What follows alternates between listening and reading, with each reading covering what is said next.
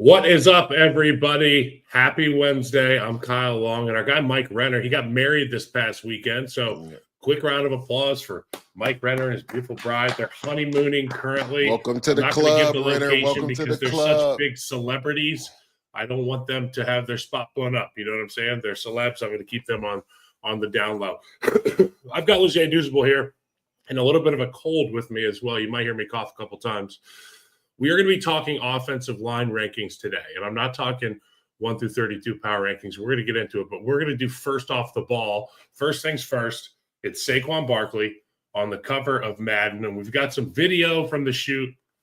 Obviously, Saquon Barkley, his year last year was unbelievable, and capping it off with a Super Bowl, a birthday, and some iconic plays from last year, none more iconic than the backwards hurdle. What were your first impressions when you saw that backwards hurdle as a guy who's competed at the highest level against some of what we thought were the best athletes, and then Saquon Barkley comes along and does something like that? I mean, Kyle, who in their right mind after a spin move even contemplates jumping over somebody backwards, which shows you the freak athletic ability of Saquon Barkley. Like, that was just a natural feel. Like, that's not something you see all this footage of receivers and running backs going through like skill position drills, right? Have you ever seen a guy do a spin move and try to jump over somebody backwards? That lets you know that's just natural feel, because I know a lot of people will make hoopla about some of those drills not being realistic in the NFL, right? Because they're like, somebody's going to get their hands on you doing all that chopping at the line of scrimmage. Yeah. But for a guy to, again, catch the ball, break one tackle, spin off another guy, and then just to automatically know that a guy is going to go low on him coming off the spin, to have the athletic ability, and you see the verticality that he got, right, as far as him being able to jump out of the air off balance and clear somebody, because that could have been ugly, Kyle. Like, if he just gets clipped. That's how you land on your ankle. Yeah, like you land on your head. So, like, to even contemplate that was out of this world. And I don't think there was even a question about what the Madden cover was going to be and who was going to be on it, because that was one of the greatest plays we've seen. And the crazy thing, it wasn't even a big game, but it was just so athletic. It was one of the most eye-popping plays we've seen in NFL history. You know what? You brought up a great point. It wasn't just about the hurdle. You know, like an average Joe looks at that picture and goes, oh, my God, he hurdled the guy backwards, which is unreal. But in conjunction, in combination with another move, the spin followed by the hurdle, it's like you're a rusher. You've seen 1,000 guys with a great first move. How many of those guys can convert if the first move gets stopped and turn it into another dominant rush? Not many. So when I look at these ball carriers, all these guys have that one cut that they learned in the spring. They were at the speed ladder coaches camp in Miami, and it went on their Instagram. They can all make one guy miss, but it's the great ones that can do it twice, sometimes 3 times in a play. None better than Saquon Barkley. We've got some video of Saquon Barkley at the studio. Let's take a look in here. 3, 2, 1, go! Oh. Hey. Woo! Now, my first reaction, Leger, when I see this is I'm habitually on social media, and I don't believe anything that I see now. And if I was 50 years old, I would believe in sharks that eat pirate ships that are still out there and aliens because of all the AI and all the fake stuff that you see on the internet. And it's just like, this video is one of those videos where at first glance, I would say, it's AI. And I still think it's AI because I've been so indoctrinated with the BS on the internet. But if there's a guy who could make that video and not AI it, it's Saquon Barkley. What did you see there? Yeah, honestly, how athletic he is, it didn't surprise me that he actually did the stunt.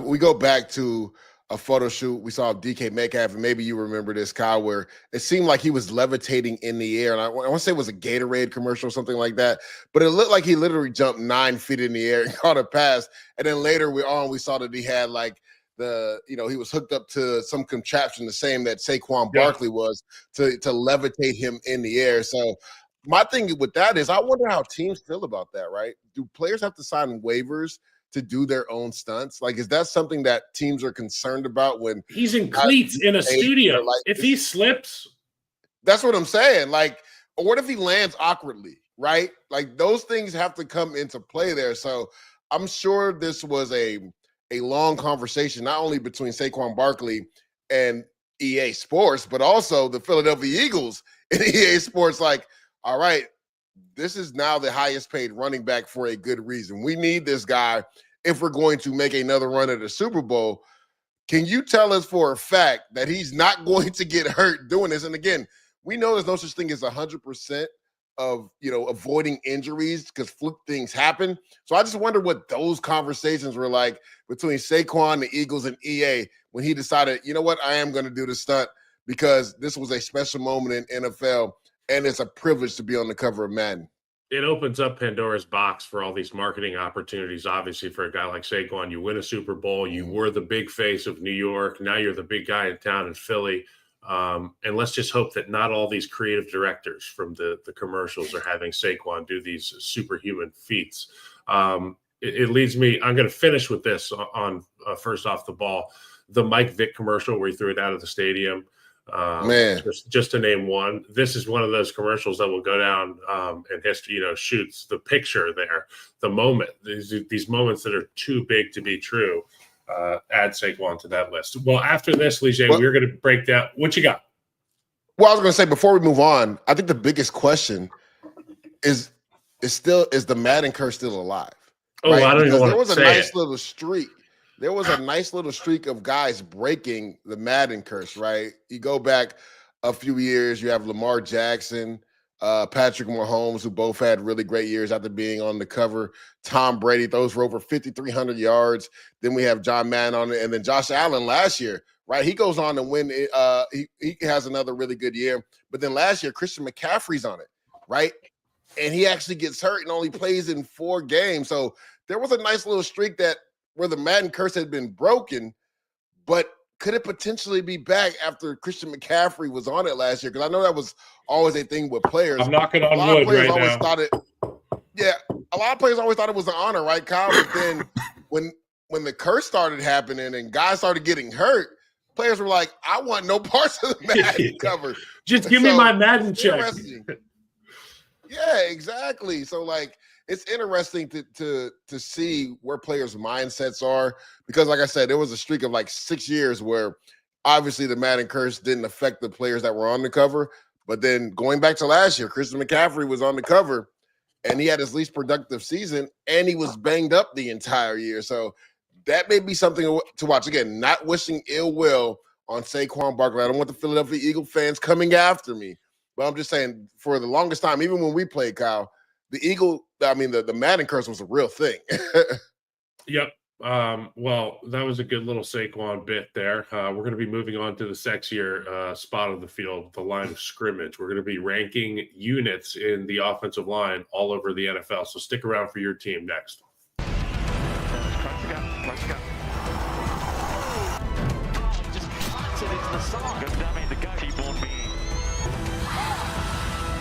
Victory here in Shanghai. You won, baby.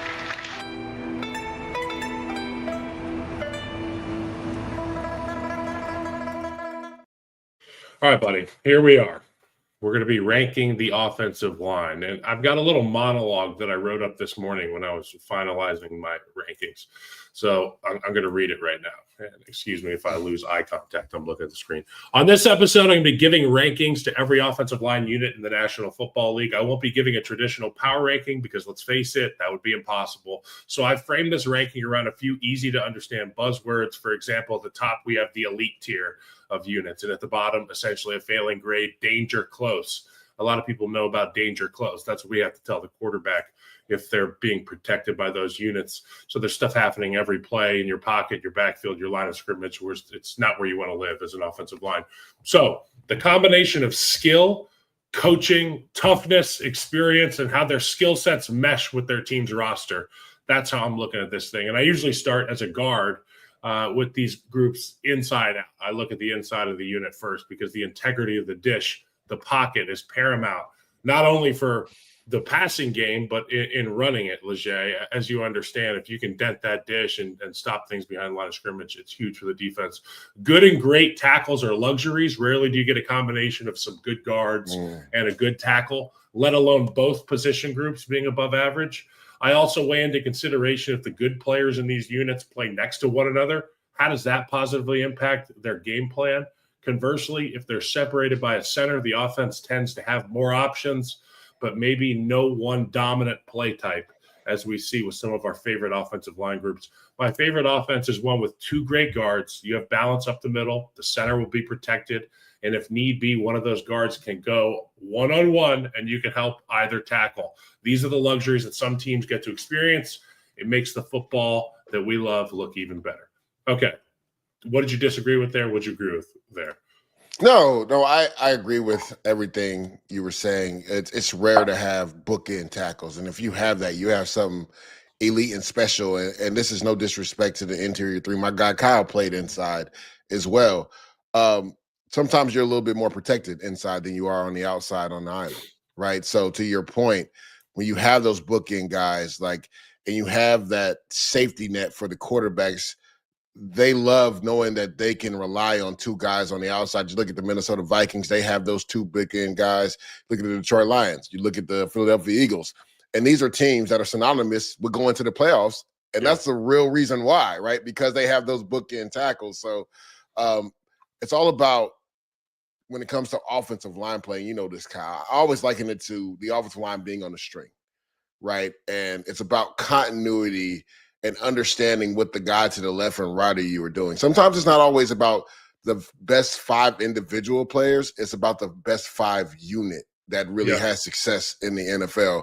And again, a unit that works at an elite level, that knows what the guy to the left and right of him are doing, or thinking even more so, tends to have more success when it comes to protecting their quarterback and running the football.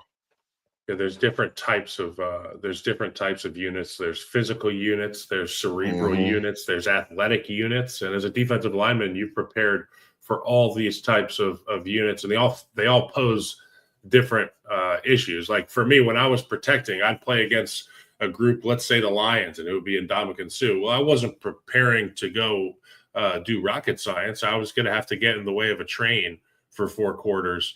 You go play the Seahawks, and you're playing against Cliff Averill and Michael Bennett, and they're lined up 8 feet from you, 10 feet from you. You're playing a different game. You're not playing football. So you know, each one of these units and their schemes gives you a lot of issues. So I'm going to start with the D tier. We're going to start from the bottom and work our way up. And what you'll find as we go through these rankings is it's the bell-shaped curve, okay? There's not many in the worst category, and there's not many in the best category. And in the middle, there's a lot of teams in there. So D tier, danger close. And we're going to start with the Pittsburgh Steelers, okay? The identity of the Steelers right now, in my opinion, is the fact that they've got a center by the name of Zach Frazier, who is a real ass kicker, and he's young, and he's somebody that you can build around with this unit. They had James Daniels. He was banged up. He's elsewhere now. We're going to talk about James Daniels later. Dan Moore Jr. led the NFL in pressure rate last year. Well, luckily, they don't have to pay him because somebody else paid him $80 million. And we'll get to Dan Moore Jr. later. But this group with Isaac Seumalo, who I really like, and I've liked him since he was in Philadelphia, is a good player. Broderick Jones is a guy who needs to continue to come along. I like Troy Fautanu. We need this group to stay healthy. The depth will prove to be an issue with pretty much every single one of these groups, because when you're an offensive line, it's a rarity to have 5 guys play for the entirety of the season. Game 5. Correct. Rarely see that. The stat that you see every week, what is it, Leger? Which combination? How many combinations of O-line starters do we have? So the Steelers strike me as one of those teams that could end up with a few different combinations. They're in my D tier, danger close. The Houston Texans. Go ahead. Well, no, I was going to say just quickly on the Steelers, I love what you talked about with Zach Frazier, also Mason McCormick, same draft class. I thought they hit a home run in that draft with Troy Fautanu. Now, the issue with him, you talked about Broderick Jones coming along. Troy Fautanu has to stay healthy. He's a guy that can play inside, can play outside, can literally play almost every position on the O-line except for maybe center, and he maybe could even play that as well.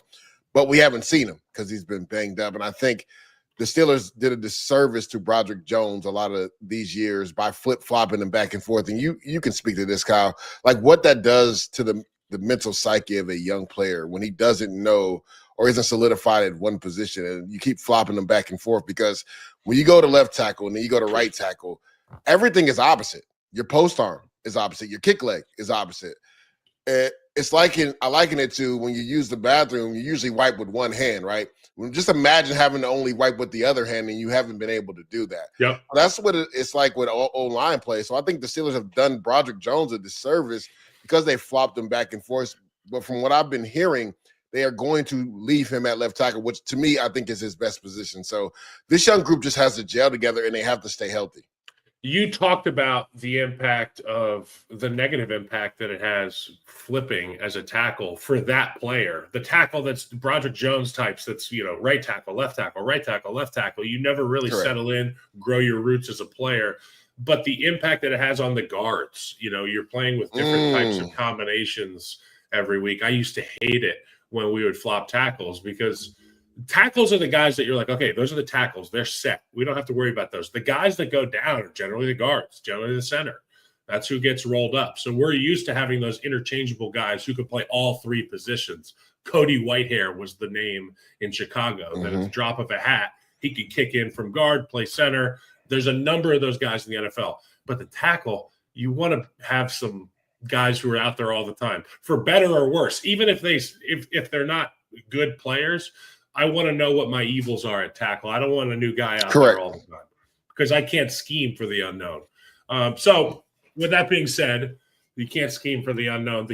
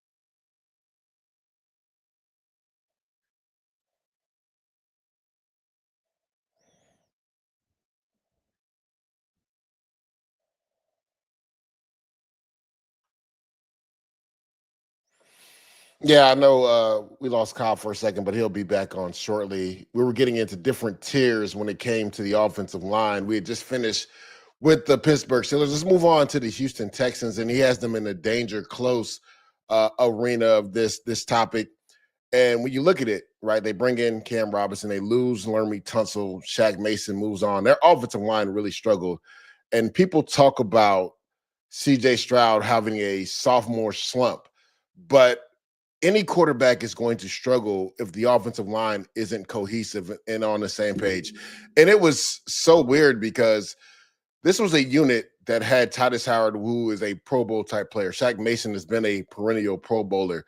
You look at a guy like Lermy Tunsil, but it seemed like these guys hadn't played with each other, more specifically when it came to pass protection. And some of the simplest pass rush games, these guys really couldn't pass off simple stunts. And that's why CJ Stroud really struggled. So it looks like they're trying to switch things up with the Houston Texans. Again, Titus Howard, I think the biggest issue with him is he going to play guard or is he going to play right tackle? I think they need to solidify that. I feel like this regime wants Blake Fisher to start at right tackle because they drafted him high in the draft in the second round. Cam Robinson has only played left tackle. Jared Patterson is a guy that they got as a late round pick who's really played well. And Drew Struggs, he needs to come along as well. So people will talk about CJ Stroud struggling. The offensive line has to play significantly better. Another offensive line that really struggled, Seattle Seahawks. And they've actually added a lot of draft capital to that room. You look at Charles Cross, he's been really good when healthy. Now, he struggled to stay healthy. Him and the other bookend tackle, Abraham Lucas, who missed a lot of games as well. But there's two younger guys that are going to have to, really three younger guys in the interior of the offensive line where they really struggled last year. Grace Abel, who they drafted in the first round, who can play up and down the line of scrimmage. Oluwatimi, who has struggled to stay healthy, but also gave the Seahawks some life when he was inserted at the starting position as a starter last year. And Christian Haynes, who I was really high on coming out of UConn, didn't really play much last year. He's a guy going into his second year. I look for him to take another step and be the guy because this offensive line struggled mightily as well. We talked about C.J. Stroud. Geno Smith was under duress, and he at times got the O-line out of trouble by what he was doing in regards to evading pressure and being able to throw the ball down the field. So the Seattle Seahawks are in a danger close group as well. Let's continue on and get to the next group, the Miami Dolphins. And I know that's tough for our producer, Harry, because he's a big Dolphins fan. But me and him are on the same page. I'm a big Patrick Paul fan. I think Patrick Paul is going to be a really good player. Teron Armstead, obviously just retired, was a consummate pro, and Patrick Paul got a year under his belt with him. So that's, one of the best tackles to learn from, a perennial Pro Bowler type guy. Patrick Paul has the size. He has the length, the athletic ability. Now he just has to put it all together in his first true year as the blind side, and not even blind side because Tua Tagovailoa is a left-handed quarterback, so technically the right tackle is the blind side for Miami. But as that bookend left tackle, Patrick Paul, you heard Chris talk about James Daniels earlier, struggled with injuries with the Pittsburgh Steelers, now trying to revitalize his career with the Miami Dolphins. Aaron Brewer is, to me, one of the most underrated centers, one of the most athletic centers. He's not the biggest guy, but this dude is like a gnat. Like, he will continue to fight you throughout the whistle. Jonas Savania, I love this pick from Arizona. It's going to bring some feistiness and nastiness. And Austin Jackson dealt with some injuries, but he's proven that he can be a solid right tackle. The New York Giants, the G-men, right? We know their coaching staff right now is under duress in regards to job security. And a big part of the reason why was not only quarterback play, but it was offensive line play. Andrew Thomas is one of the better tackles in all of football, but he has struggled to stay healthy. And that's been the biggest thing. When your left tackle isn't out there playing and play out, as a quarterback, you're not as comfortable. So Andrew Thomas, for all intents and purposes, has to stay healthy for the Giants to have any success. They bring in John Runyon, who struggled with injury as well. John Michael Smith has not taken that step that they wanted to. Greg Van Roten was a late add during camp that, worked his way into the starting rotation. And Jermaine Illuminor, I actually like a lot. I think he's a really solid offensive tackle. He's kind of been the consistent guy. Now, this last team is a team I want to talk about, the Jacksonville Jaguars, because Kyle put them in a danger close. And I think they're actually a pretty good offensive line. Like, I really think Liam Cohen has done a really good job refortifying this offensive line. They gave an extension to Walker Little. He's a guy that's going to be their starting left tackle. Anton Harrison was a guy they took in the first round as a right tackle. He has high upside as well. But I really love what they did in the interior three. They traded for Ezra Cleveland last year or the year before that, gave him an extension. He's played well for him. Robert Hansey, they get him from the Tampa Bay Bucks. And Patrick McCarry has been a guy that has kind of been that spot starter for the Baltimore Ravens, where he's been able to start at almost every position up front for the Baltimore Ravens. They slide him into guard, and now I feel like what was a weakness for them when you talk about the interior three last year kind of becomes a strength. So this would be my one disagreement with Kyle. I think they're more closer to the average group, which we'll get into a little bit later. But I think Jacksonville can be a sneaky, pretty good offensive line. I kind of alluded to it. When we come back, we're going to take a quick break. But when we come back, we're going to get into the average groups that Kyle ranked in the offensive line. Two scoring sensations square off. Temwa Shawinga and the first-place Current battle Esther Gonzalez and Gotham FC. Next Saturday on CBS. Welcome back to Pushing the Pile. We are ranking the offensive lines in all of the NFL, and there's different categories, different tiers, right? There's the danger close, which is the bottom tier, the average tier, the above average tier, and then the elite tier. So we just broke down the danger close tier. Let's get into the average tier, and let's start with the Atlanta Falcons, right? Jake Matthews has been a consummate Pro Bowl type player at the left tackle position for them. Matthew Bergeron, I loved him coming out of Syracuse. He's played really well. He was a tackle in college, but they've moved him into guard, and he's fit in really good there as well. let's get to the center position because they had a massive loss. They lose Drew Dolman, right? Ryan Nuzil will most likely be the starter there. That'll be interesting to see how he slides into that starting position because Drew Dolman was one of the better centers in all of football, and he was banged up last year, so they're accustomed to him not being there. Chris Lindstrom, to me, is one of the best guards in football, especially when it comes to pass protection, and he's nasty in the run game. And Caleb McGarry is one of the better run-blocking offensive tackles in football. So this Atlanta Falcons offensive line, I think, has a legitimate chance to propel themselves to the above-average group because they've only substituted one starter out, and that's rare for an offensive line to continue to have the same starting five or even 4 out of the 5s to come back the following year. They are missing their center again. He left and went to the Chicago Bears, but 4 of the 5 starters are back there with this team. Me and Kyle were talking about this earlier. The continuity on the offensive line is massive. You have to have that on the O-line, and the Falcons have that. Let's get to the next group. And a lot of people are really high on this group. The New England Patriots, he put them in the average category.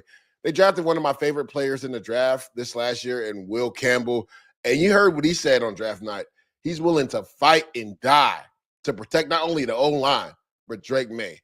The next position, Cole Strange. Now, this is the interesting one, right? Because Cole Strange is a guy that's played guard. He's played some center. They took him in the first round where a lot of people thought the Patriots may have reached to go get him coming out of Chattanooga, but he has had some struggles, and he needs to come along for this offensive line to really tether together and protect Drake May. Garrett Bradbury comes over from the Minnesota Vikings. He's been a guy that's played at a high level at center.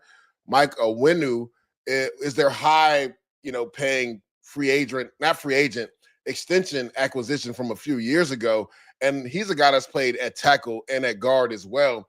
I think he solidified himself at guard because they got the Iron Man in Morgan Moses. And yes, Morgan Moses is in his mid-30s. But one thing I can guarantee about Morgan Moses, he's going to be on the field on game day, no matter what. No matter what ailment he has, he is a warrior and a fighter. So I love that pickup of Morgan Moses and Will Campbell making them the bookend tackles. I think the biggest thing for the Patriots, right, Cole Strange has to come along for that group to take the next step.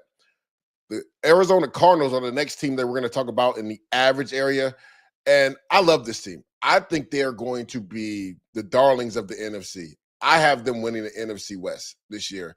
And I love how they've kind of built this thing up.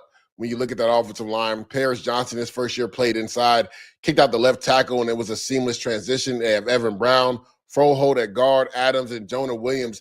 And we know him from the lot of years he was in with the Cincinnati Bengals, a former first-round pick from Alabama. I think this O-line is a little bit maybe above average. And people who maybe don't turn on the TV and watch teams on the West Coast because maybe they're in Central or Eastern time zone, I would say this. Pay attention to the Arizona Cardinals because they've been building it the right way. I love what Jonathan Gannon has been doing over there, not only on the offensive line side, but on the defensive line, how they revamped it this offseason as well. I think this team, this offensive line, another year together, they'll mesh and they'll be a really good group. Now, this next group is interesting. The Dallas Cowboys, and we know they always get all the headlines, right? And they have the trio of the Tylers, right? And I liken it to say, if your name's Tyler, you're most likely getting drafted by the Dallas Cowboys. Tyler Guyton was a guy that they drafted last year in the first round from Oklahoma, where he played predominantly only right tackle. So he made a transition to left. So you felt like it was going to be an acclimation period for him, right? I could see him taking a big step this year because Dallas has been one of the better teams when it comes to development in the offensive line. So Tyler Guyton is a guy that they really need to take the next step. Tyler Smith has been a perennial Pro Bowl at guard. He's even been able to kick out to left tackle when they needed him, when Tyron Smith was hurt a few years ago. He made the seamless transition, but to me, he's an all-world guard. So that was a home run pick. Cooper Beebe, just like Tyler Guyton, is another guy that went to a positional change where he played mainly guard and right tackle in college at Kansas State, but then made that switch to center last year and had some struggles, but you would think in his second year, being back with Brian Schottenheimer, he'd feel comfortable at center and take that step. I love their first-round pick. Tyler Booker, we talked about the three Tylers. He's a guy that will rip your face off in the run game. He's going to bring some much needed nastiness to that offensive line and hopefully get them back on track, because the one area they really struggled in last year was running the football. So when you have a guy like Tyler Booker, he helps you do that. And Terrence Steele has been a consummate pro at right tackle. See, my guy Kyle is back, so I'll let him take over for talking about the Colts in the average category. Yo, I was just listening to you talking about the Cowboys real quick. I want to touch on a couple things there, okay? Because I heard you talking about the Tylers, the three Tylers. I love the pick as well. The first time I saw, people said, well, Tyler Booker, he doesn't move well at the second level. He can't cut people off, linebackers. You can't get these safeties. They can't pull them out. It doesn't matter, okay?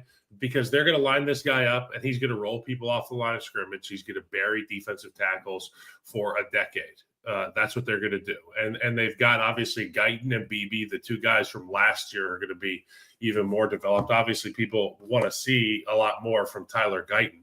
But this group is average, and they have the ability to play their way into the above average category. They got a lot of youth movement going on in Dallas. I'm looking forward to that. So moving on to the Colts here. And this has been a group that I've loved to watch for a very long time, particularly that one guy there at left guard, Quentin Nelson, the consummate professional. I remember when he was coming out, because Harry Heastand was my O-line coach.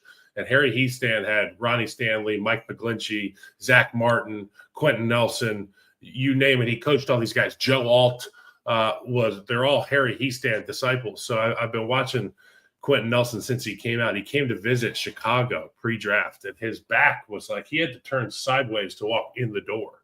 That's how wide his back is. I love Quentin Nelson, and I think that every single one of the guys in this room benefits, albeit not a lot of star power in terms of offensive linemen, household names in this unit. They all benefit from having the salty old vet, Quentin Nelson. And obviously, they get to dictate terms in the running game more often than not with their quarterback, with what they want to get accomplished. You can hide a lot of the blemishes in the protection game. You can hide a lot of the blemishes in the skill game if you just line it up, put your hand in the dirt, and kick people's asses. This is a group that can run the football. Like I said, not a lot of star power here, but developing. They've got two tackles that are reliable, which is huge. We talked about having two tackles. That's a luxury in the NFL. Okay, these guys aren't world beaters, but they're going to get the job done. You know where your evils are. And you've got a real winner if he's healthy and Quentin Nelson on the inside. Yeah, I think the biggest question is at the right guard and center position, right? Because they lose Ryan Kelly and Will Fries. Now, Will Fries missed a good portion of the season last year, so Tanner Bortolini did play, and Matt Clavis played at tackle and at guard. So he has that flexibility to kick out and inside. So it's kind of been a theme that we've talked about, right, Kyle? These young guys coming along and developing. And that's the NFL, because it's rare. And I talked about this earlier with the Falcons when you had to step away for a second, that it's rare in the NFL that you get 4 of the 5 starters on O-line back the next year. 5 out of 5 is unheard of. Yeah. Atlanta has 4 out of 5. They have 3 out of the 5 with the Colts, but missing 2 guys is monumental because, like you said, Kyle, it works from the outside in. Everybody has to know what the next person next to them is doing. Is to your point, you said sometimes even if the tackle's not great, at least I know what his ailments are. And I know how. Does he get beat down the middle? Does he get beat inside? I know how I need to protect. When you start switching guys in and out, that's when you don't have a rhythm and you don't know what that guy is going to do. And you might view a front one way and he might look at it totally different.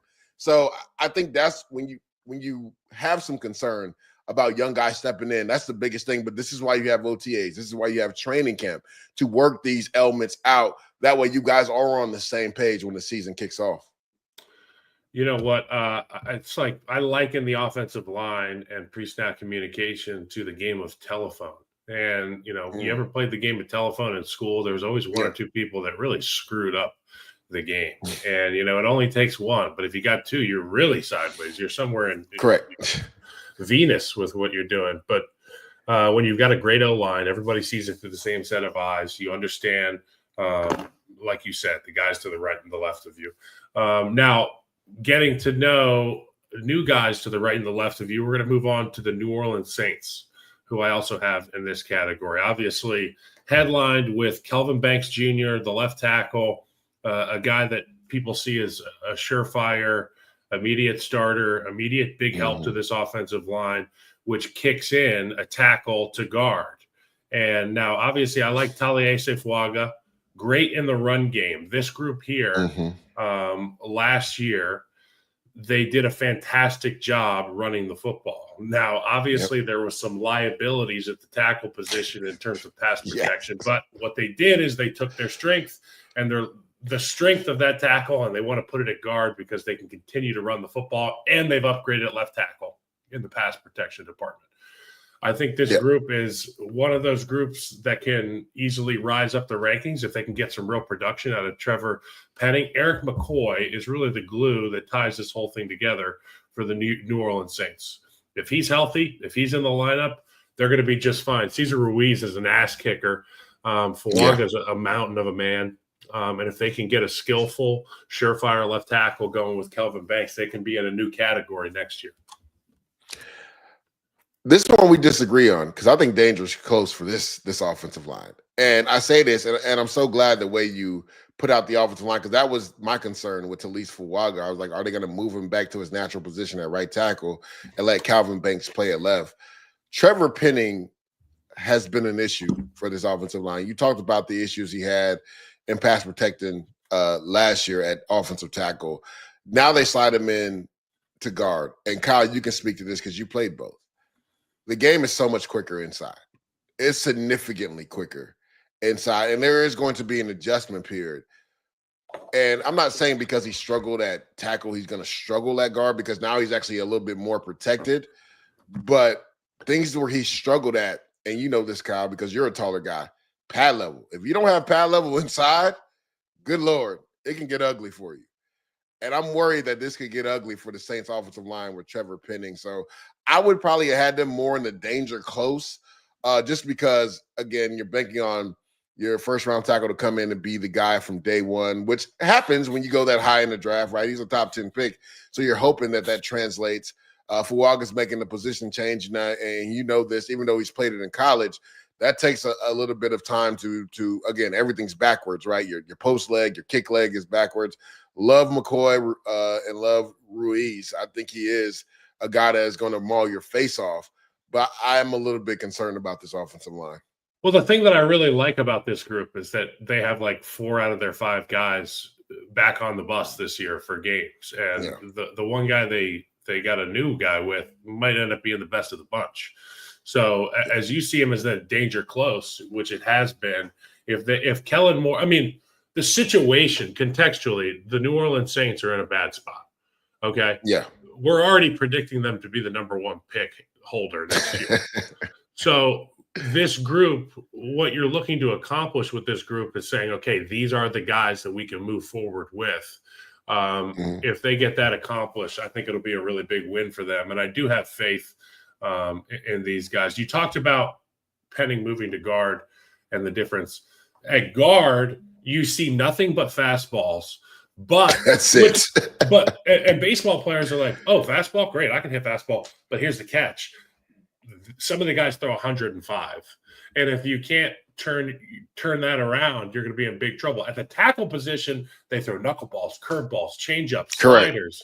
The fastball may be 95, 96, topping out, but inside, when I'm talking about the fastball, I'm talking about big old suckers that are coming off the rock and getting their helmet right under your chin. And if you're a really tall guy like Penning, you better use those long arms and keep them off of you. Okay, so we're going to move on here. We just did the Colts, we did the Saints, and now we're moving on to the Panthers. This Panthers group has been invested in heavily in the draft and in the offseason. Obviously, I wrote Ike Ekwonu. That's my spelling of Ike because that's how I've said it since Joe Tooney showed me this cat in college. Robert Hunt is the $100 million man. Taylor Moton is a guy that's continuing to develop for this group. And I feel like this unit, like the rest of their team, is improving. But they're going to need a lot more juice on both sides of the ball to be a real contender. But I don't think that their lack of wins is as a result of this unit here. They've got Hunt in there at guard. They've got the 2 tackles that can play football at more than a serviceable level. This team should be more dangerous on offense this coming season.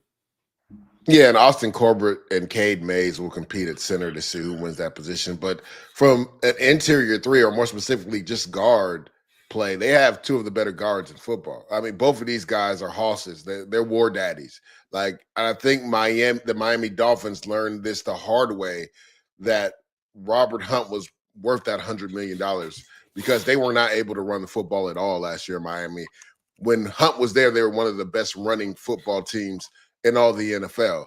So you would assume with Bryce Young taking a step, right? Because we saw down the stretch him play with confidence, him play at a high level with Dave Canales calling plays and dialing it up for him. Now they've added more talent to that roster, right? With the running back room getting significantly better, with the receiver room getting significantly better. I think it'll bode well for this offensive line. I could even see them, again, if Austin Corbett comes to the party and he's the guy that's able to hold them together, I could even see this group maybe getting into the above average category, because 100%. Taylor Moton's been one of the most consistent right tackles in football. Ike Ekwonu, former first-round pick, as a guy that a lot of people thought maybe should slide into guard or maybe at right tackle, but he's gotten better every year at left tackle. And I talked about the 2 guards and my affinity for them. They literally both are war daddies and will rip your face off. So I think this group is one of those sleeper groups when you talk about offensive line play. I love that. And a group that I think is also a sleeper group is the Atlanta Falcons. And I know that they lost Drew Dahlman. I know that Jake Matthews is in year 42.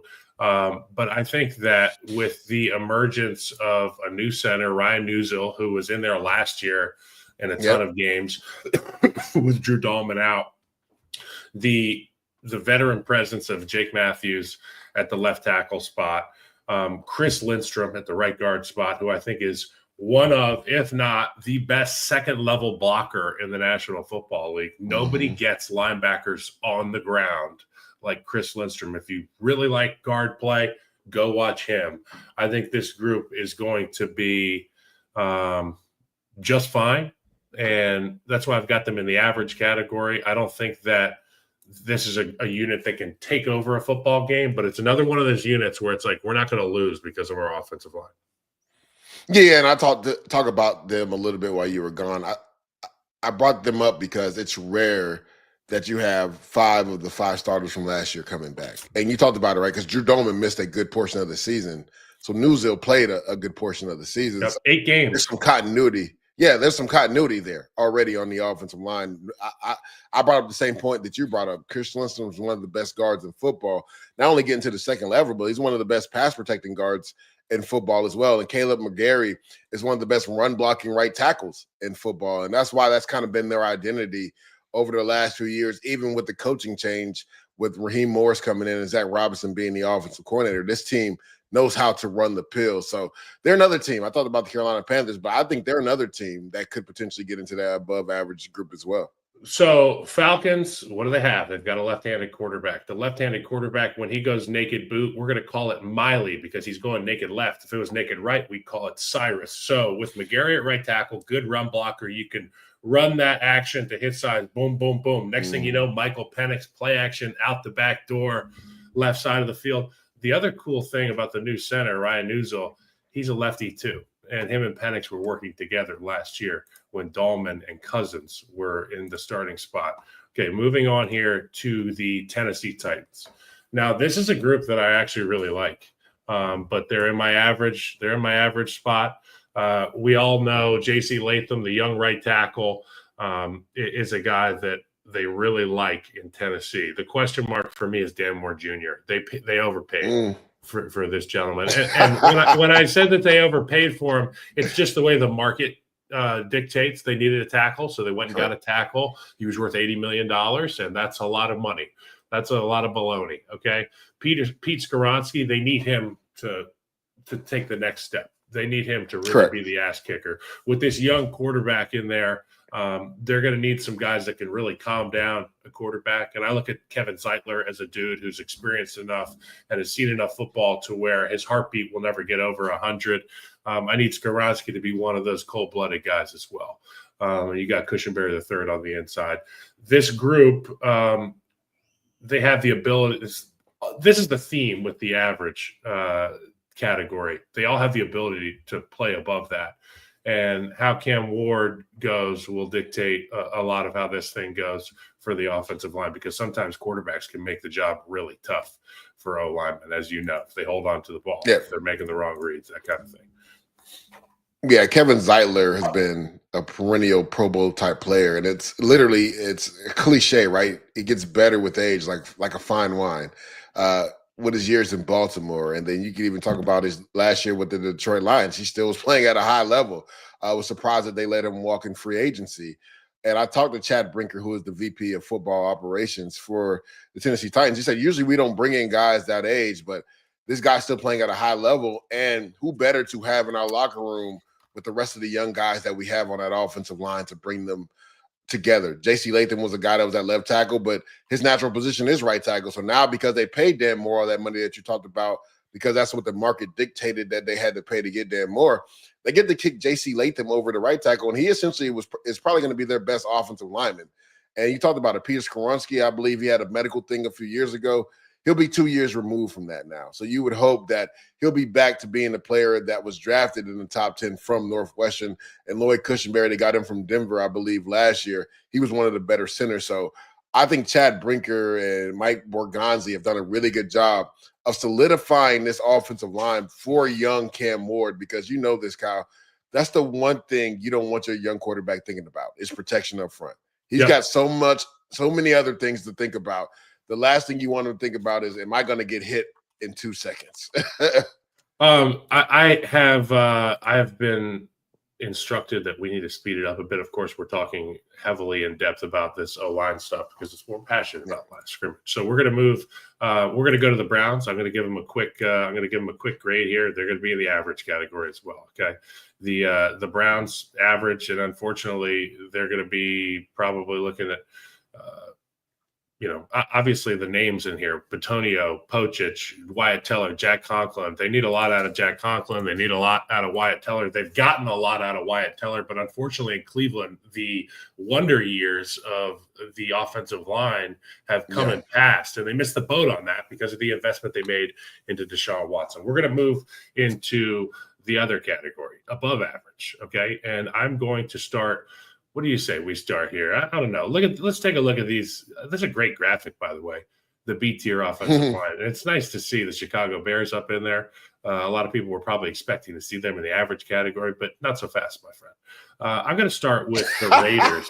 I'm going to start with the Raiders in the above average category here. Yeah.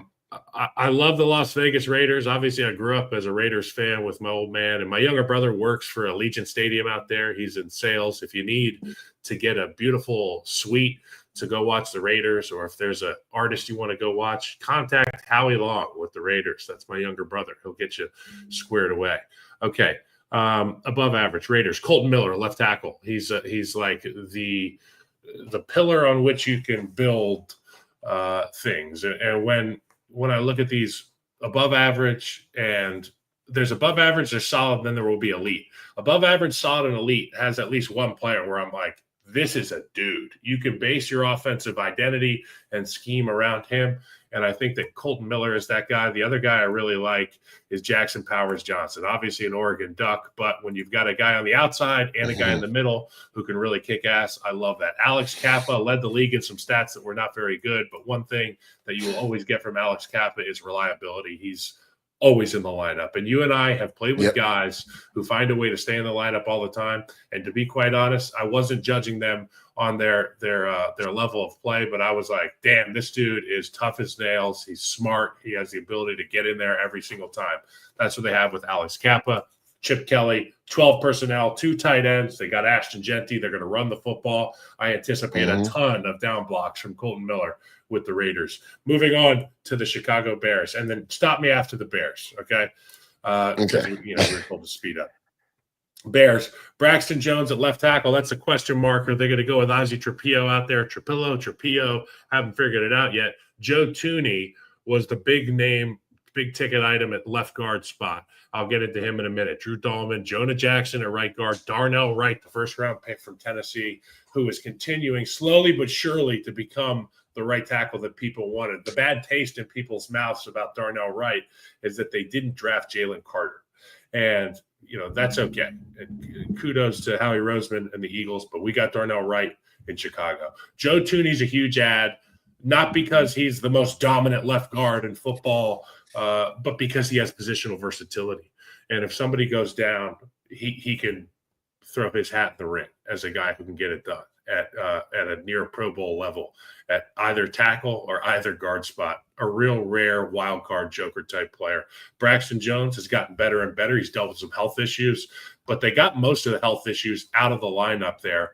Tevin Jenkins was a guy that was really good, but he just wasn't available. Correct. And, you hate to see that. So what do you think about my above average pick for the Chicago Bears offensive line? No, I think they're in the above average group as well. They're better than average. I think the big question mark, and I'm a huge Braxton Jones fan, been a big Braxton Jones fan since I followed him at the Senior Bowl.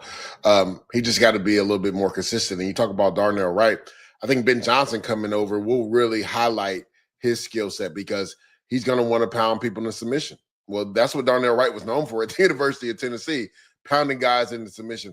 I think the biggest question mark, and we had this conversation, Kyle, is the high price free agent they brought in Drew Dahlman, just because of the scheme fit. Now, again, Drew Dahlman is one of the brighter centers in all of football. He's also one of the most athletic centers in football. He comes from a zone scheme, and this is a little bit X's and O's me and Kyle are talking about. And we've done this scheme, a few times. Yeah. And that zone scheme, right? It's all about athletic ability and being able to be tethered together and being able to climb to that second level and get that linebacker. And Drew Dahlman was one of the better players to do that. Well, Ben Johnson, by nature, is more of a G scheme, power running game, right? We want to run power. We want to run a counter. We want double teams. We want guard pull. We want to literally take your will. So that is the interesting thing when you talk about this puzzle with the O-line. Where does Drew Dahlman fit in it? Again, he's a consummate pro, one of the better centers in football. Ben Johnson's a bright offensive coordinator. They will make it work. I just wonder because from his skill set, he's always been a really good zone guy. Now he goes into a G scheme. I can't wait to see how that works out. I think it's important to point out that, like you're saying, there's certain things that guys can do at the offensive line position that lends itself to running certain schemes. We know that Ben Johnson wants to tailor-make the offense for Caleb Williams, but we also know that there are offensive coordinators and head coach types that have tailor-made their run game to what their offensive linemen do well. We saw it with the Buccaneers. And, obviously they've got some talent in the running back room, but they've got a good offensive line as well. And Liam Cohen, I give him credit for changing things up to be able to work towards your strengths. I would hope that Ben Johnson can find some things that an athletic guy like Drew Dahlman can succeed at. But I don't think it's all going to be mash it up style play with a guy like Joe Thuney who can move outside, who's fabulous in the screen game. They're going to get creative. And I mean, I think that with Darnell Wright, you will have the leading edge of the sword there at the right tackle spot. For sure. Like we saw with Penei Sewell, a lesser version of that, where you put the dent in the line and let the other guys be athletes. I'm not concerned about it because they're good players. Ben Johnson's a great coach. Okay, we're going to move on here to the Packers. Rasheed Walker at the left tackle spot, Aaron Banks, Elgton Jenkins, Sean Ryan, and Zach Tom. The one guy that I really like here or two guys, Elgton Jenkins and Zach Tom. Great football players. And they've got some great flows there in terms of the hair on the offensive line for the Green Bay Packers. It brings me back to the days of watching our guy Josh Sitton used to play there.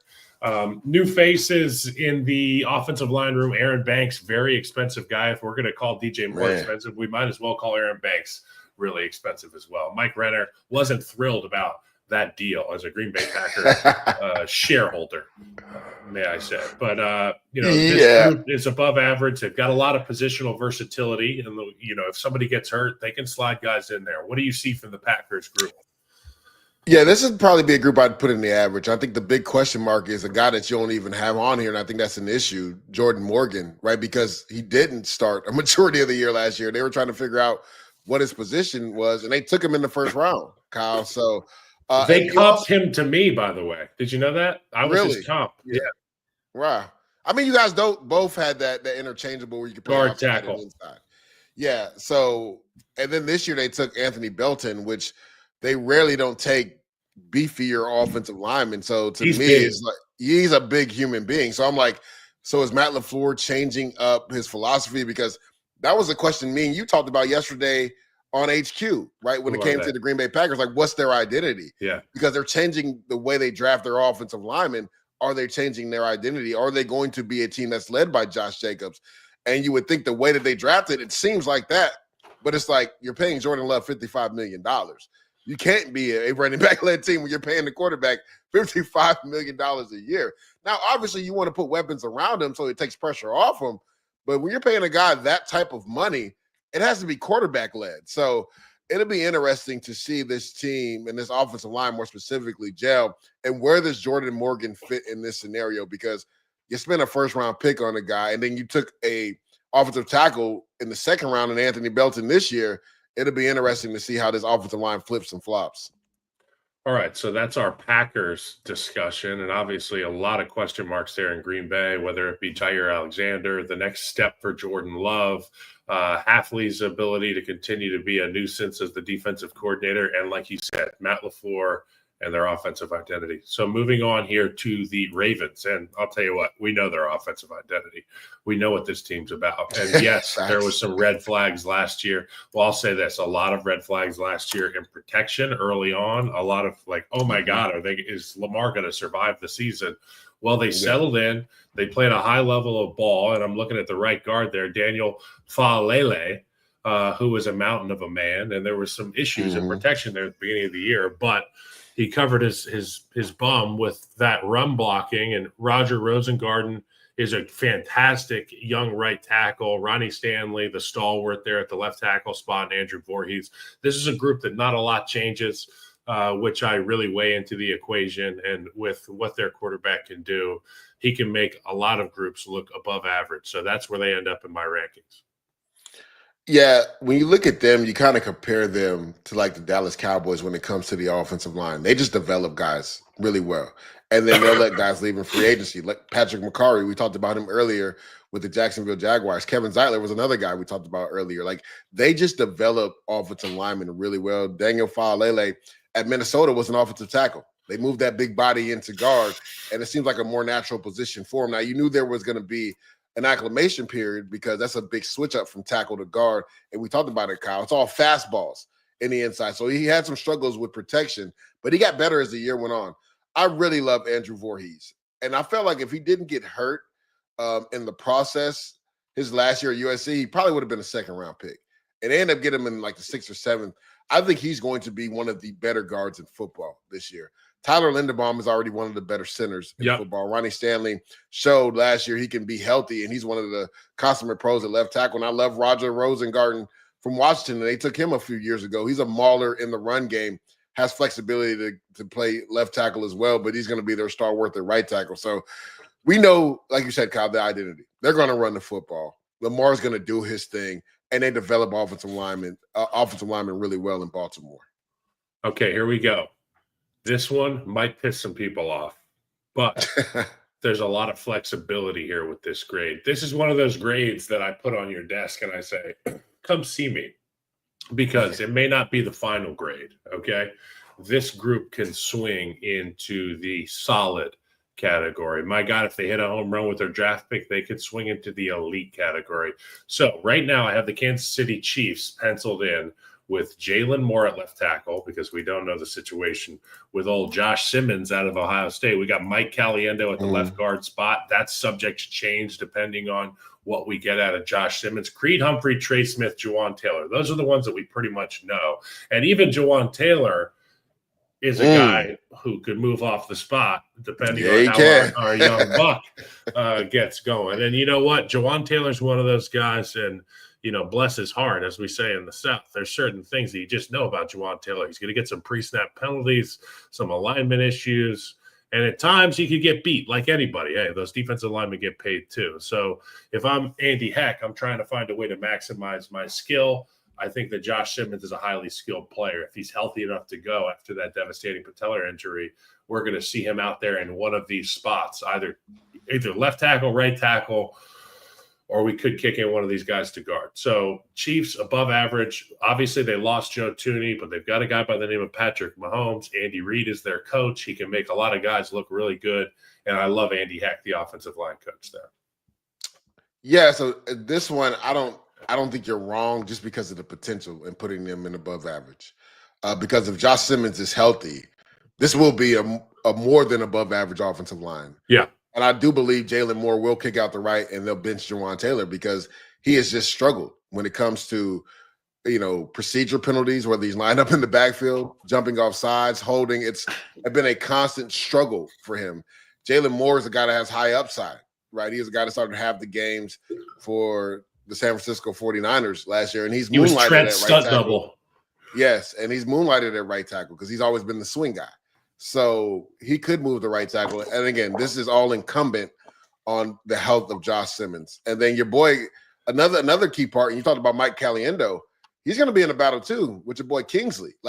Yes, Kingsley has the ability to slide into guard, and then this group could go into the solid category.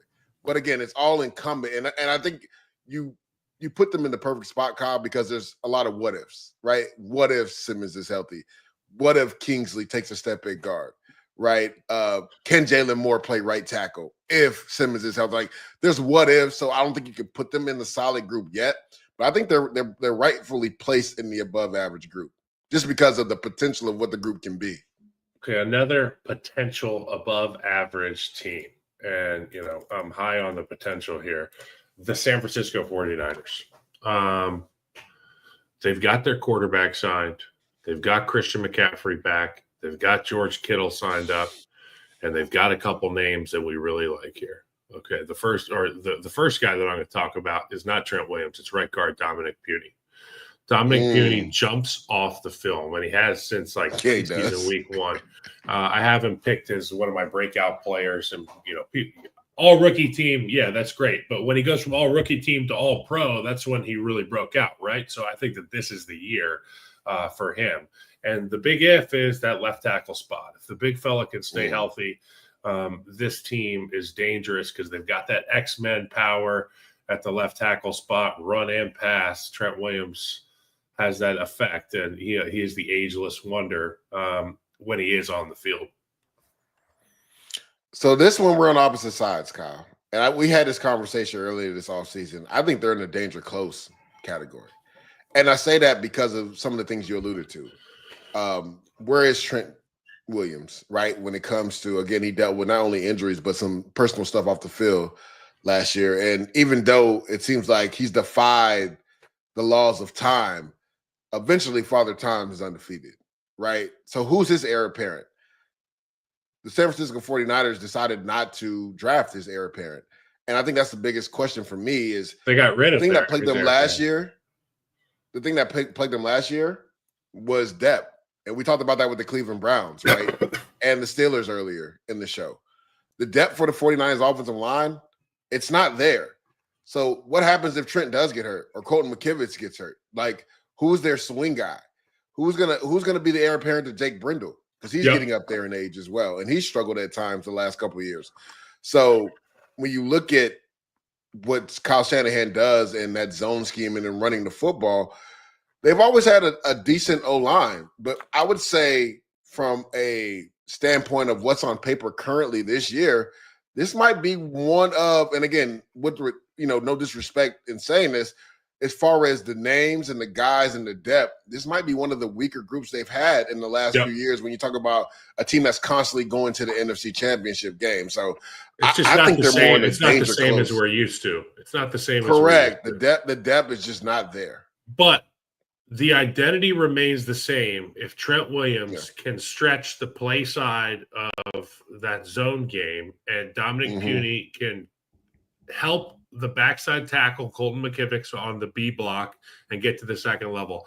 If those two things can get accomplished, you could line a blocking dummy up at center and left guard, and we would get 5 to 8 yards. I truly believe that. As a guy who played right guard and I watched Puny, there are blocks that he makes, sometimes 2 blocks, using one defender as a human shield. So I'm just like, holy shit. And obviously, the Trent Williams stuff. So if you can get those two in combination and keep Trent on the field, they can play their way into this above average category. I hear what you're saying. If one guy breaks a shoelace, we are in danger close.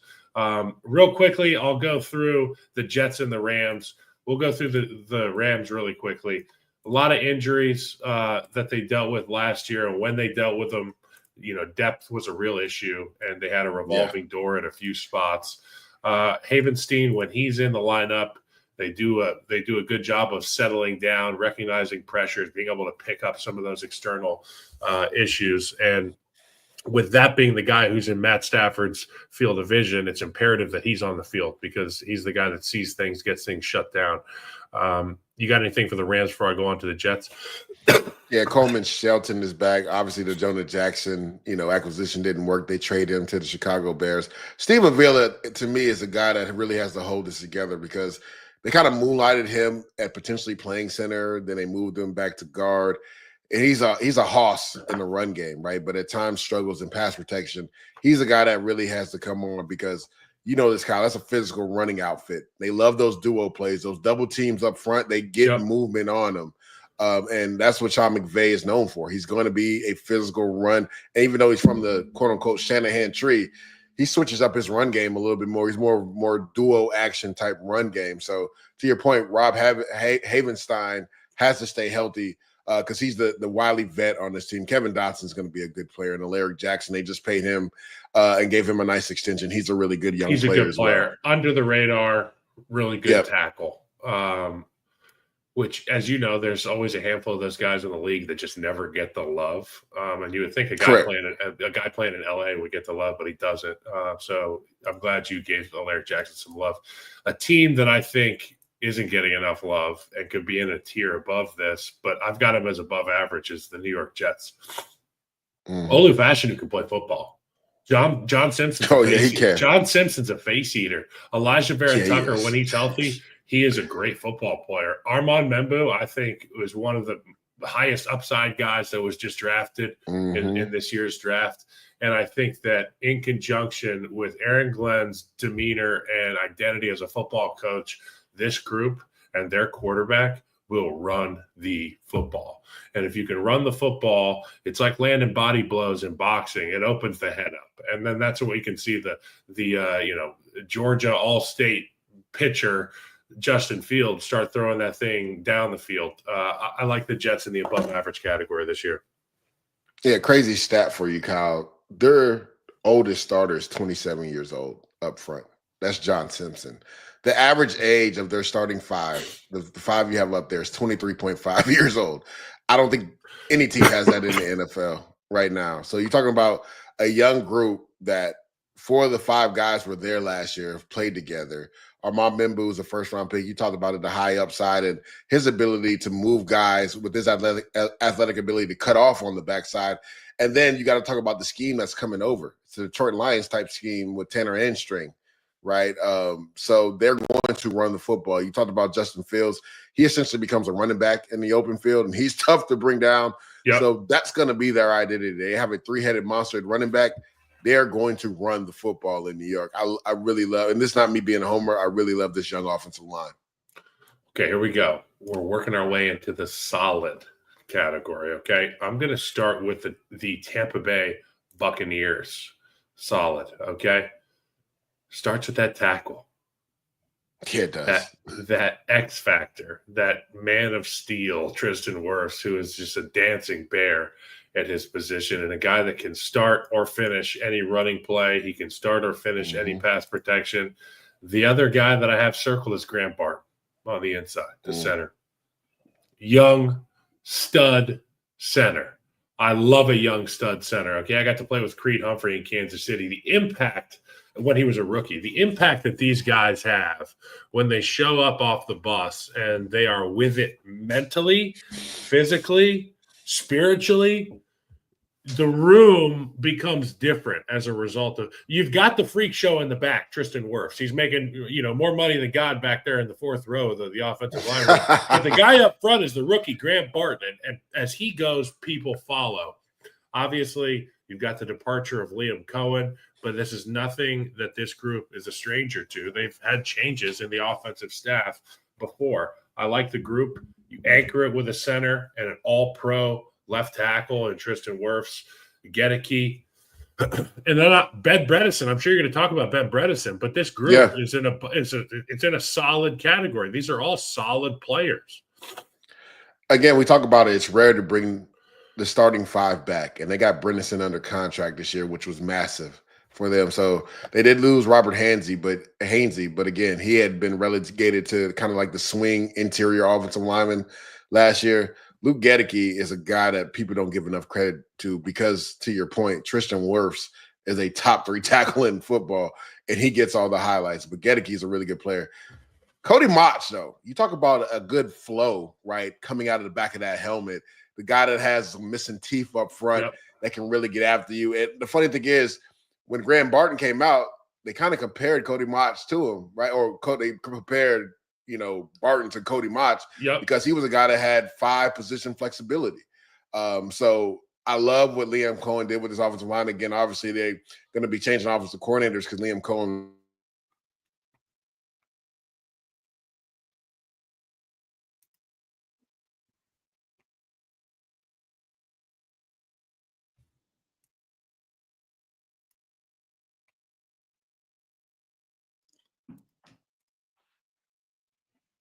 I lost you for a second, Leger. I'm sorry. You were talking about Liam No, you're good. And the new staff for the offense for Tampa Bay. We're going to go to the Vikings now.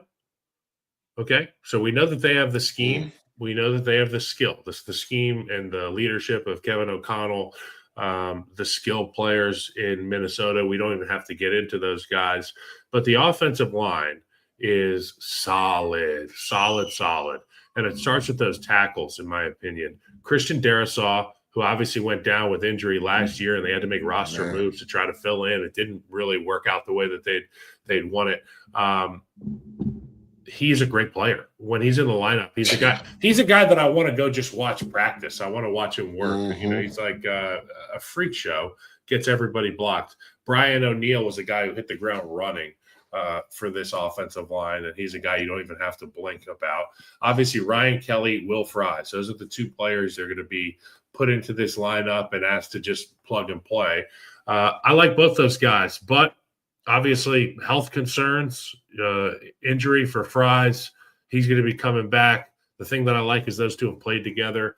I think this group gets even better this year if Christian Darrisaw comes back as himself. Yeah, this group, to me, and again, we haven't seen him on paper, so I don't mind you putting him in the solid category. I think by the end of the year, this group could be in the elite category. Now, it's going to come down to their young quarterback, J.J. McCarthy, obviously, because the Minnesota Vikings, when you look at them on paper, there's no glaring weaknesses on this entire roster, except for at the quarterback position, which obviously is the most important position. But to your point, Christian Darrisaw, I don't think people realize how big of a loss that was when he went down with the injury. It kind of changed the trajectory of their offense. And we saw that in the playoffs versus the Rams, and we saw it versus Detroit when that offensive line got blitzkrieg, not only up the middle, but on the edges as well. I mean, Jared Verse, Sam Darnold had to be seeing ghosts again, the way he was just destroying their offensive tackles. So when you look at it, to your point, if Christian Darrisaw comes back and he's the guy he was with Brian O'Neill, who's one of the better right tackles in football, Ryan Kelly and Will Fries already have that continuity for being teammates in Indianapolis the last few years. And then Donovan Jackson is another guy who has flexibility to kick out the tackle if you need him to be. But I believe he can be a Pro Bowl type guard inside. They draft him in the first round to really solidify that offensive line, kind of like what Tennessee did, right? We want to make sure our young quarterback feels protected up front. We don't want him to have to worry about that. We know we got weapons on the outside. So if he's comfortable with our offensive line up front, it'll help in his development a lot. Okay, so the next team we are going to talk about is the Los Angeles Chargers. All right, and this is kind of a theme now. 2 tackles: Rashawn Slater, Joe Alt. Rashawn Slater was from day one a dude. Joe Alt showed up, and he was one of the best tackles in football immediately. The new guy they got in the building is Mekhi Becton, freshly minted Super Bowl champion Mekhi Becton, who enjoyed a renaissance last year under Coach Stoutland's tutelage and playing alongside some really, really elite players in Philadelphia. He gets to bring what he learned there, and I feel like under Jim Harbaugh and that offensive style, they're going to want to pound the rock. They've got the guys to do it. Bradley Bozeman, Zion Johnson, some question marks there with Zion Johnson and what the future holds for him. But this unit, in my opinion, is very, very solid. There should almost be a very solid category that the Chargers would fit in there, in my opinion. Yeah, I like them. I like you putting them there. But Bradley Bozeman, let's not forget, he was with the Ravens with Greg Roman. So he knows this offense in and out. John Harbaugh, you know his mantra, they want to run the football. We saw Mekhi Becton under the tutelage of Jeff Stoutland, to your point, coming to his own at guard. One thing this team is going to do is be physical up front. And you talked about the question mark with Zion Johnson making the transition from guard to center, which he did some at the Senior Bowl and has had some experience doing. I think it will benefit this offensive line best because we talked about it. We want the best starting 5 out there. And if we can get it where guys are in simpatico or in connected and hip to hip and thinking the same way, that's when we can be special. They do have one of the best bookend tackles when you talk about Rashawn Slater and Joe Alt. But that interior 3, I think if they're able to mesh, this team could take another step when it comes to being one of the most dominant offensive lines in football. Yeah, I mean, you're on this list because of the tackles. If your guards can play up, if your Zion Johnson can play center, then this becomes an elite unit. And one group that went from elite to the top of the solid unit is the Detroit Lions. Taylor Decker still out there. Christian Mahogany is taking over a full-time role at the guard position. Tate Ratledge, I've got penciled in there. Graham Glasgow, obviously, and then the dude, Penei Sewell. You've got 2 tackles who can get it done. One of which who can get it done in a way that nobody else can. You've got a young player in number 69, Tate Ratledge, and while we're talking about flow, bring up the mullet, okay? Tate Ratledge's got a great mullet. He's also got a great RAS score, relative athletic score, which means he's an explosive cat. This is explosive line of scrimmage, and that's what it's been for the Detroit Lions. Don't expect that to change. They're going to go for it on 4th down. They're going to have 6 O-linemen in there. You're going to see a lot of that. We will see a lot of Tate Ratledge, whether it's at the center position or a swing guy in those heavy situations. But more of the same for the Detroit Lions. They're going to run the football. Jared Goff's going to do a lot of play action stuff. But with their new OC, as we talked about yesterday, I think it was, they're going to be throwing the football a lot more. I think the quick game is going to become really prevalent. So we need to see how this group holds up in quick game more often than the run, and then the play action heavy fakes. Yeah, I think that's the biggest question mark. Not only did they lose their offensive coordinator, they lost their defensive coordinator. Now, John Morton was there previously on staff before going to the Denver Broncos. So he knows his offense in and out. And he said, why would I change anything? Obviously, this is one of the most explosive offenses in football. Why not continue doing what we're doing? So most of the concepts will be the same, but we know this, Kyle. Every coordinator kind of wants to have their own handprint on the playbook, whether it's on the offensive or defensive side. But the biggest question is Christian Mahogany. He had a few starts last year. Tate Ratledge.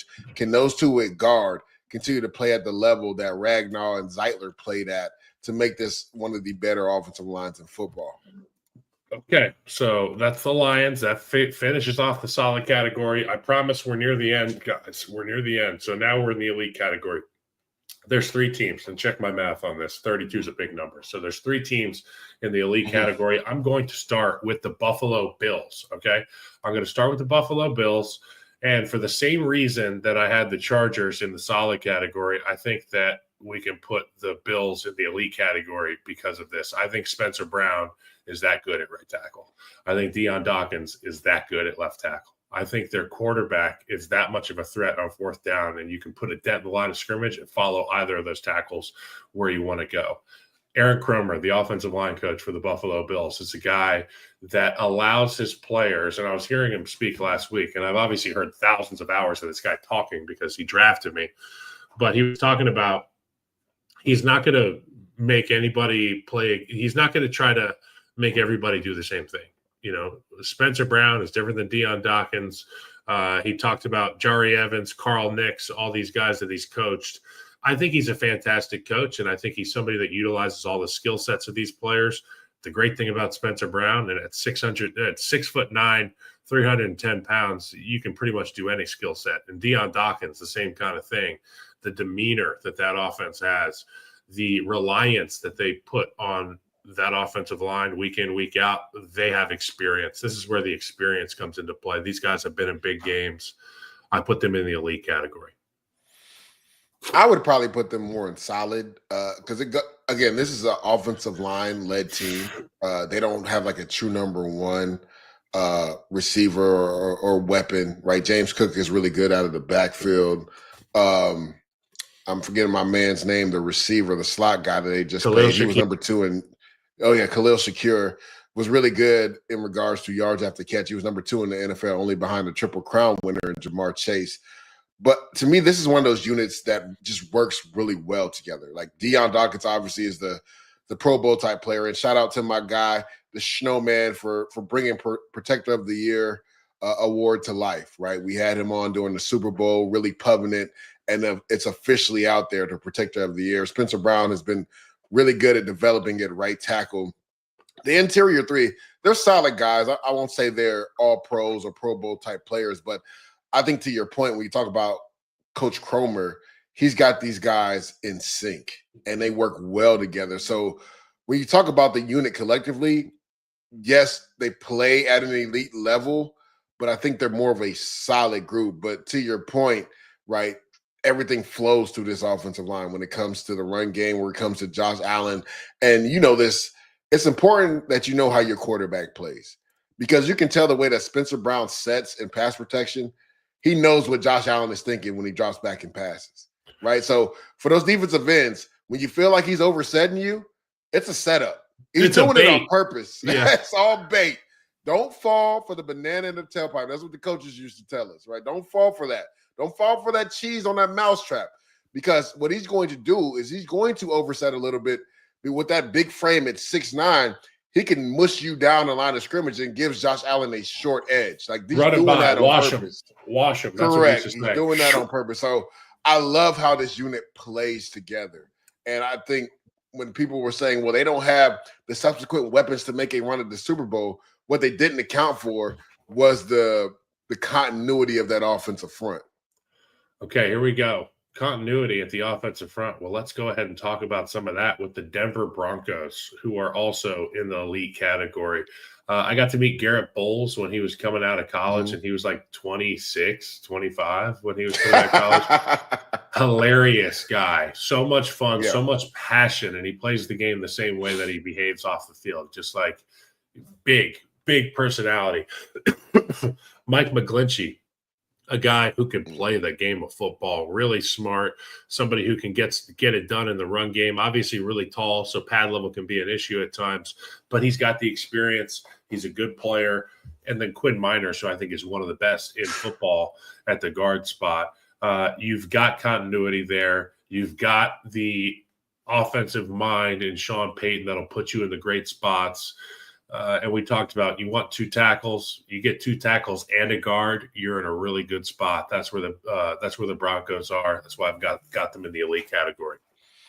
Yeah, I'm so glad you gave my guy Quinn Miners love because and not enough people talk about it, but he's literally in that rare of being one of the top 2 or 3 guards in football. And nobody talks about this. And I talked about this when you had to step away a little bit ago. Like the Arizona Cardinals, the Denver Broncos, teams like on the West Coast that teams maybe don't watch if you're an East Coast or a Central time zone. Like these are the 2 teams you need to watch, right? I think the Arizona Cardinals and what Jonathan Gannon has been building, especially when it comes to the trenches, is something to watch and adore, right? And same thing can be said for the Denver Broncos and what they've done with their offensive line over the last few years, refortifying it, with bringing in Mike McGlinchey, drafting Quinn Myers, bringing in Ben Powers. Like they've done a really good job of refortifying this offensive line. And we know they have a young quarterback, so they want to run the football. And they drafted my guy, RJ Harvey. And I've been on record saying this. and he was a second-round pick.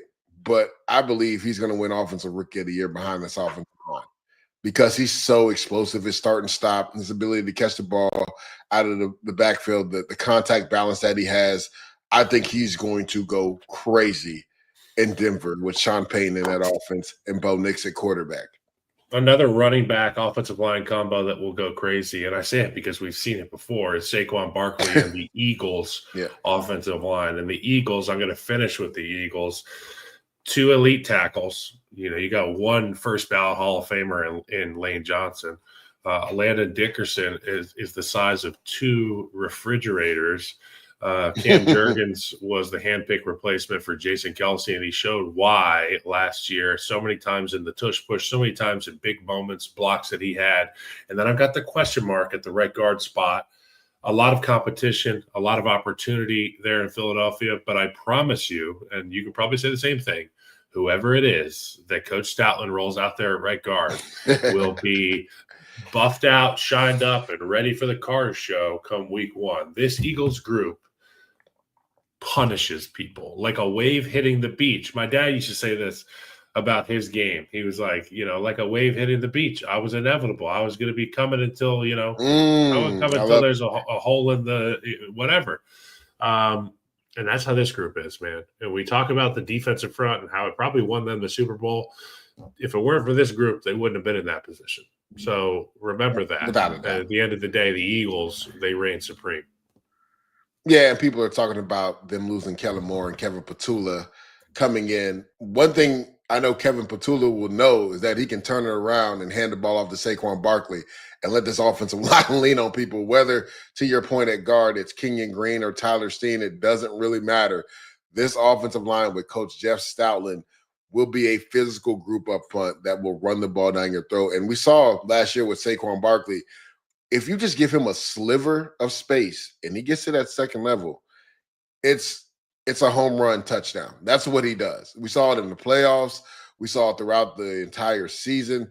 We saw that he could have probably most likely broken Eric Dickerson's record if he plays in week 17. So if you're Kevin Petula, you have to feel good as an offensive coordinator coming in a scenario where you've never called plays before, but you know that you can use a lot of those run plays from last year, and it's going to continue to work, play in and play out. So the funny thing about the Saquon Barkley stats is the touchdown numbers. Think about how many situations that this Philadelphia Eagles team was in where they elected to go tush push instead of handing the football to Saquon Barkley, and how many touchdowns he missed out on. Just something to think about when you're placing your wagers, when you're making your bets this season. Tush push is still legal. So maybe not so many touchdowns for Saquon Barkley, more touchdowns for Jalen Hurts. This was a lot of fun, Leger. I appreciate you doing this. We ran long, and God, you're such a stud. You stuck with me throughout it, even with the power outage. I'll get you guys out of here before 11 a.m. Thank you so much. That's going to be the end of the show. And remember, like, comment, subscribe on our YouTube page. For everyone listening to the audio-only version, make sure you download, follow, leave a 5-star review. Tell your friends to listen and watch the program, okay? I didn't mean to sound like Pat McAfee there. The program, all right? Thank you guys very much, and until next time, keep pushing. Peace.